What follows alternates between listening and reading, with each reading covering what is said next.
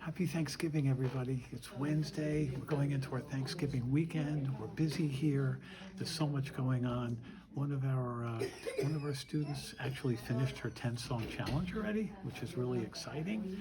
I know if you haven't signed up for our recitals, please do so. It's 2 weeks. Thanksgiving's late this year. We'll be in December next week. Christmas is around the corner. And we just want to thank everybody for your continued support and want to wish everybody a happy Thanksgiving and have a safe and wonderful time with your families. And if you have an extra 3 or 4 minutes, please watch the rest of this video, because one of our missions here at the Piano Workshop is to really enable our students to be able to open up a piece of music and read and play what they want to play.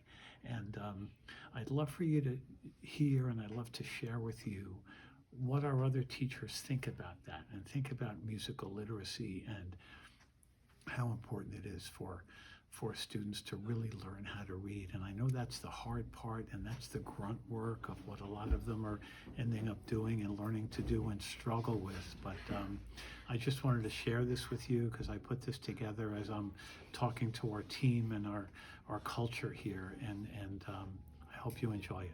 Hi, I'm Salome.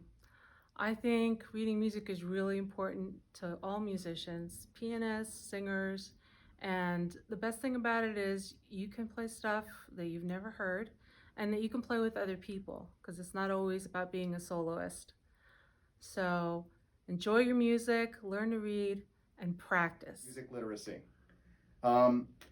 It's a dying art form, but it's incredibly valuable and it'll stay with you your entire life. It grants you access to being able to figure out how to play things that you've wanted to play. Music literacy is something that can open doors for you with all different kinds of styles of music that maybe you're not really used to. So being able to sit down and read your sheet of music is an awesome thing. And on top of that, that's not even taking into account something called audiation, which is when you can actually look at a piece of music and hear it without even putting your fingers onto the keys. And his family, because he really struggled. And we really came to the realization that he really wasn't able to read at the level that he was playing, which I think is typical for some students, and some students really do have a gift for memorizing. So I asked him, how long did it take you to learn how to play this? And he said 4 months. And I said, wow, that's a long time. I said, what if you could have learned it in 3 weeks? And every year we produce a full-length musical, and we have 2 to 0 students who can read any music. So essentially they're tasked with not only producing an entire full-length musical in 3.5 weeks, but they're also tasked with learning the entirety of the music by rote, which becomes far more lengthy and a far more frustrating process all around, both for those that are teaching and for the students themselves. And they feel less successful when it has to be so repetitive. It just becomes a less joyful and a less fulfilling process for them. To let them hear what it's supposed to sound like. Some of them can also hear it in their head, which is another benefit of being able to read music. But if you have trouble doing that, then playing the music you see is a great way to learn it.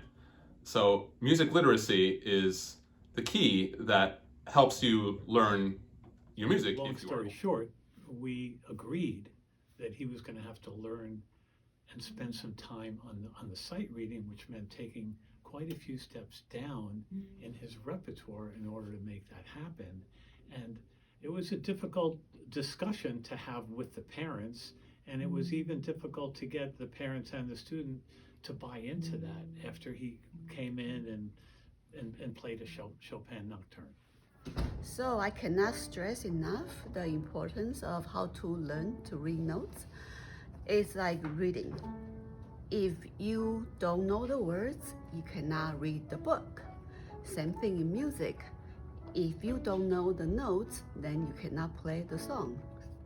Music is a language, just like when kids are learning to speak. You don't want them to stop there. You want them to learn to read and write. Also, music is exactly the same way. So if you don't know how to read and write music, it's going to be very difficult to expand and enrich your quality of communication. So, moral of the story, learn to read and write. Music, and I working with them on the song, they say, that's not how it goes. And I say, actually, it is how it goes on the page.